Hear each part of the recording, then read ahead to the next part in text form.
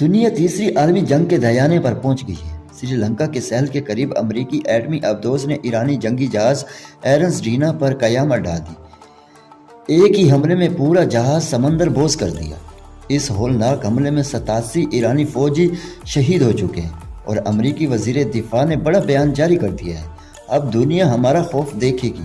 بھارت سے واپسی پر ایرانی بحریہ کو بڑا نشانہ بنا دیا گیا ہے اور خطے میں جنگ کے بادل منڈلانے لگے ہیں۔ ایرانی صدر کا پڑوسی ممالک کے سربراہوں کے نام اہم ترین پیغام۔ صدر نے واضح کر دیا ہے کہ ہم نے سفارت کاری کے ذریعے جنگ سے بچنے کے لیے ہر ممکن کوشش کی، لیکن صہیونی اور امریکی جارحیت نے ہمارے پاس دفاع کے سوا کوئی راستہ نہیں چھوڑا۔ انہوں نے پڑوسی ممالکوں کو یقین دلایا کہ ایران آپ کی خود مختاری کا احترام کرتا ہے اور خطے میں امن صرف ہماری مجموعی کوششوں سے ہی ممکن ہے۔ کیا ایران کا یہ پیغام کسی بڑے طوفان سے پہلے کی خاموشی ہے؟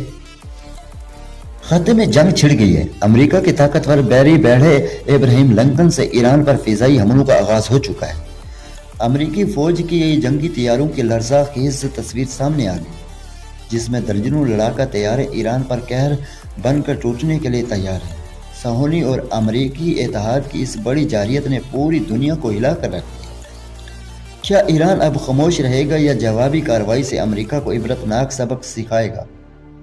بھارت کی ریاست ہریانہ کے وزیر اعلیٰ نیب سنگھ سنی کا ایک دلچسپ روپ سامنے آیا ہے۔ ہولی کے موقع پر نیب سنگھ سنی نے تمام سرکاری پروٹوکول چھوڑ کر عام لوگوں کے سامنے رنگوں میں نہا گئے۔ سوشل میڈیا پر وائرل ویڈیو میں دیکھا جا سکتا ہے کہ وہ ڈھول کی آواز پر ناچتے اور جھومتے ہوئے خوشی منا رہے ہیں۔ وزیر اعلیٰ کا یہ سادہ انداز اس وقت انٹرنیٹ پر خوب پسند کیا جا رہا ہے۔ فیلڈ مارشل سید عاصم منیر نے وانو جنوبی وزیرستان کا اہم دورہ کیا۔ ISPR کے مطابق فیلڈ مارشل نے شہداء کی یادگار پر پھول رکھے اور مادر وطن کے دفاع میں جانیں قربان کرنے والوں کو خراج عقیدت پیش کیا۔ انہوں نے مغربی سرحدوں پر سیکورٹی صورتحال کا جائزہ لیا اور اگلے مورچوں پر تعینات جوانوں کے بلند حوصلے اور پیشہ ورانہ صلاحیتوں کو بھرپور سراہا۔ فیلڈ مارشل کے جوانوں کے درمیان موجودگی نے سرحدوں کے محافظوں کے عزم کو مزید بلند کر دیا۔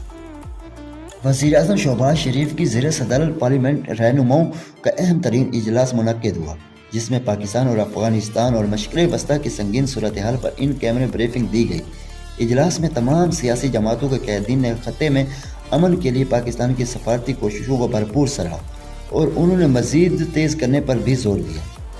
وزیر اعظم نے تمام رہنماؤں کو اعتماد میں لیتے ہوئے واضح کیا ہے کہ پاکستان ہر صورت خطے میں کشیدگی کم کروانے کے لیے اپنا کردار ادا کرتا رہے گا۔